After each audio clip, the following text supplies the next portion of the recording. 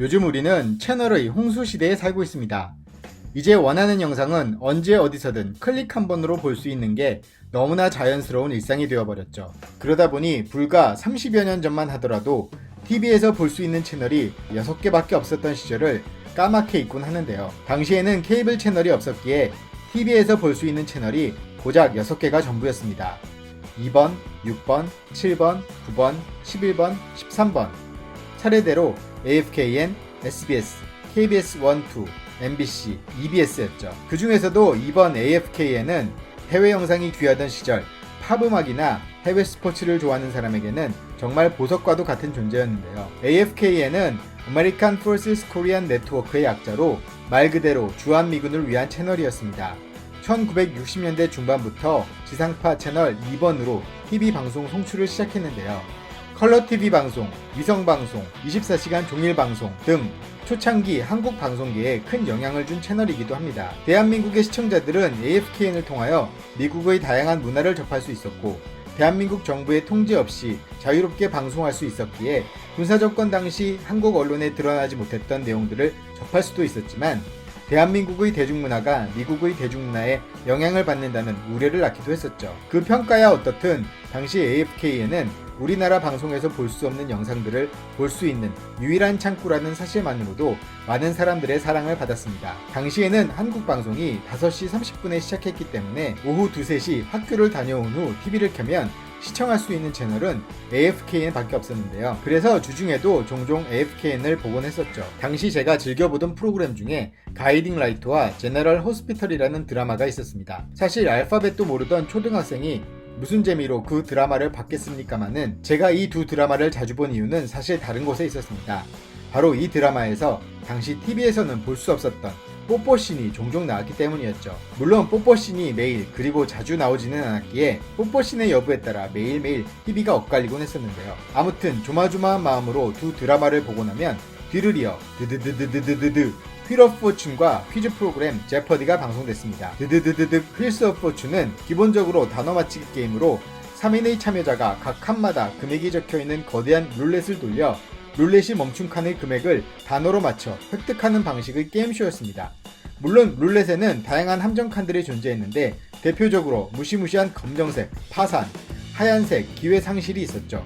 또한 스티커가 붙은 룰렛 칸에 화살표가 멈추면 각종 세간살이나 여행상품, 그리고 자동차 등 푸짐한 행운의 기회가 주어졌습니다. 또한 AFKN은 새로운 음악을 접할 수 있는 통로이기도 했습니다. 이미 70년대부터 대학생들 위주로 AFKN 라디오를 통해 팝을 즐기는 이들은 많았지만 1980년대 초 미국 MTV 개국 이후 AFKN에서도 본격적인 뮤직비디오가 방영되기 시작하면서 팝송을 적극적으로 소비하는 이들이 많이 등장하게 되었는데요. 나중에 중학교에 들어간 이후 저도 조금씩 헤비메탈에 관심을 갖기 시작하면서 늦은 밤 몇 개씩 연달아 나오는 헤비메탈 뮤직비디오를 녹화까지 해가며 흥미롭게 보곤 했습니다. 또한 그래미 어워드나 아메리칸 뮤직 어워드 같은 시상식도 매년 라이브로 방송했기에 세계적인 팝스타들의 라이브 공연도 놓치지 않고 볼 수 있었습니다. 이 당시 미국 음악 시상식의 퍼포먼스나 의상, 아티스트의 자유분방함은 7, 80년대 우리나라에서 나고 자란 중고등학생들이 보기엔 그야말로 문화컬처였었죠. 당시 우리나라 방송에서 틀어주지 않았던 마돈나의 야한 뮤직비디오를 처음 보고 받은 충격은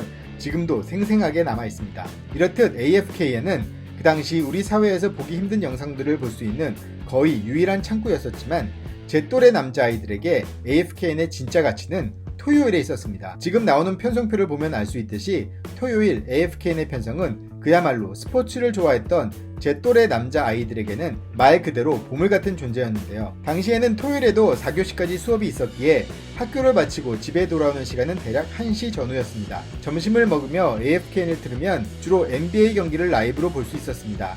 제 기억으로는 주로 LA 레이커스나 보스턴 셀틱스 그리고 시카고 불스의 경기가 편성이 되었는데 그 덕분에 매직 존슨이나 레리 버드 그리고 조던 같은 당대 스타들의 경기를 라이브로 볼 수 있었습니다. 당시에 저는 NBA 경기를 컴퓨터 게임으로 먼저 접했던지라 게임에서 보던 선수들을 직접 화면을 통해 본다는 사실이 정말 신기하고 재밌었는데요. 특히 게임에서 안경을 쓰며 훅슛을 날리던 그야말로 게임에서나 존재할 것만 같았던 압둘자바의 실제 경기 모습은 정말 충격이었죠. 그렇지만 토요일 점심 AFKN의 하이라이트는 다름 아닌 WWF였습니다. 어린 시절 김일 선생님 경기의 기억을 어렴풋이 갖고 있던 제 또래 남자아이들에게 WWF는 그야말로 노다지 신세계였는데요.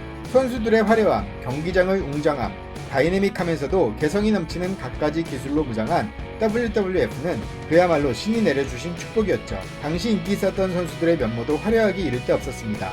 헐크 호건과 얼티밋 워리어가 구축한 2강 체제를 중심으로 달러맨, 마초맨, 빅보스맨, 홍키통키맨, 앙드레 자이언, 키스맨 릭 루드까지 각자의 개성이 뚜렷한 선수들이 펼치는 경기는 그야말로 스펙타클 그 자체였죠. WWF는 오락실 게임으로도 출시되어 열심히 조이스틱과 버튼을 긁어대기도 했었는데요.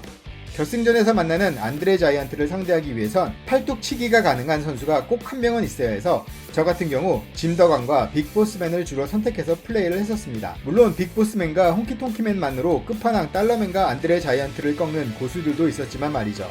아무튼 당시 WWF의 인기는 대단해서 1990년경부터 WWF 경기 비디오 테이프가 한글 자막으로 발매되기도 했고 영실업에서 피규어를 출시하면서 당시 국딩들의 나일론 지갑까지 털어갔죠. 또 학교에 가면 쉬는 시간 10분 동안 친구들과 교실 뒷공간에서 주말에 보고 연습한 레슬링 기술들을 시험해보곤 했었는데요. 덕분에 얼굴 표정 연기가 많이 늘기도 했었습니다. AFKN은 볼거리에 목말라 하던 사람들에게 은밀하고 불온한 방송이었습니다. 미국 문화의 전파를 우려하는 시각도 있었지만 AFKN은 재미있고 신기하고 야하고 폭력적인 볼거리가 넘치는 채널이었죠. 애니메이션, 영화, 쇼 오락 프로그램, 뉴스, 스포츠에 이르기까지 다양한 볼거리로 수많은 AFKN 키드를 양산하기도 했습니다. 70년대와 80년대의 압축 성장의 배경에 미군들을 위했던 방송이 우리에게는 뜻하지 않는 선물이었습니다. 맹목적인 아메리칸 드림이나 지나친 친미주의를 양산했다는 비판이 있다고는 하지만 우리의 대중문화가 일정 시간 동안 AFKN을 먹고 자란 것은 부인할 수 없는 사실이 아닐까 싶습니다. 오늘은 여기까지입니다. 감사합니다.